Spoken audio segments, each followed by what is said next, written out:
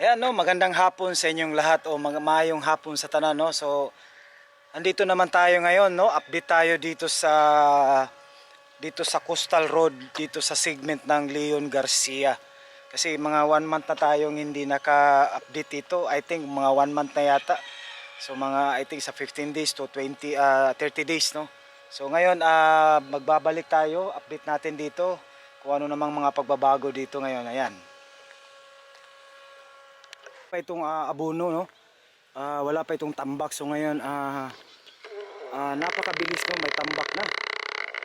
Ayan, so galing doon sa unahan, nag-uumpisa na yung tambak. Dati ano pa lang ito, itong mga lupa wala pa, so ngayon ito na yung update ngayon no. Ito na yung kaganapan ngayon dito sa may Coastal Road no, Leon Garcia. So papunta na ito ng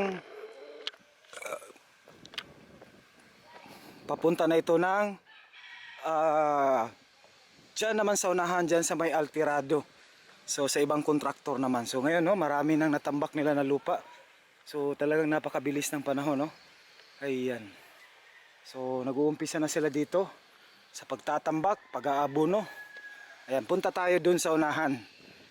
Ito na yung Coastal Road na connecting no ng Samal, Davao City Island Samal Connector Bridge. Ayan.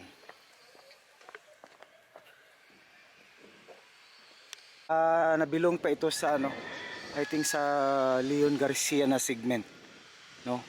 So medyo low tide ngayon, saka tamang-tama lang ang panahon no, hindi may masyado mainit dahil tayo ay nangingitim na sa pag-update ng mga project.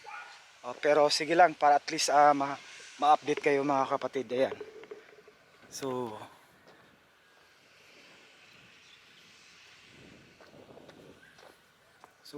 last time wala pa itong lupa, parang dyan lang sa Jackson yung dati nag-update tayo, siguro mahigit 1 month na tayo. So ayan, ito na yung pagbabago dito ngayon. Medyo talagang isang buwan talagang mayroong nangyayari no. Ayan. So napakalamig para nasa tabi ng dagat. So ito namang yung tube. Ayan. So mabilis. So medyo mabuti hindi umulan kasi itong lupa na ito talagang napakaputik. Ayan, so ayan oh. Talagang i-encounter sila, kumbaga sa Bisaya pa magsugat no. Ayan, so yung isang kontraktor doon, baka bukas mag-update tayo diyan. So mabilis no, nakapag-arangkada na sila dito. So magtatagpo yan sila dito. Dito yata yung parang limitation ng isang kontraktor dito sa Leon Garcia.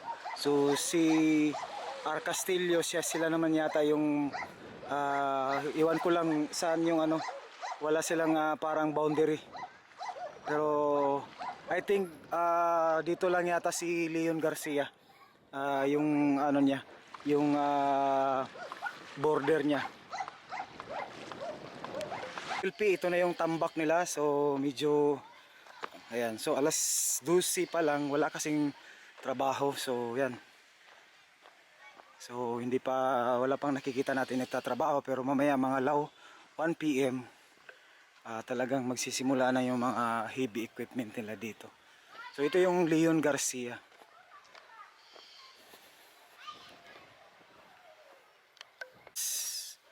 Last time wala pa itong mga lupa no. Ngayon so may tambak na. At saka may ginawa na silang dike. Parang yan sa gilid. Silang dike dito sa gilid. Royal P. Ayan. Heto na.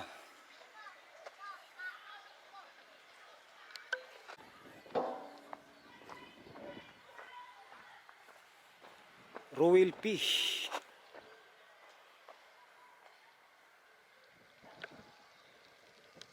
Workers dito. Minor bridge. Ito naman yung minor bridge. Ayan, so medyo mataas yung tambak dito ngayon. So yan, lapit tayo dito sa minor bridge na gagawin nila.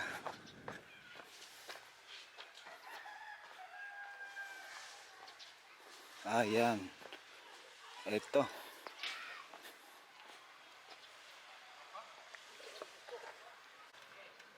So yan, Royal P.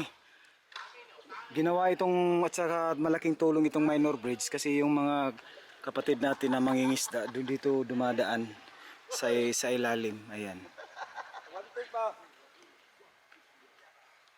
Sige.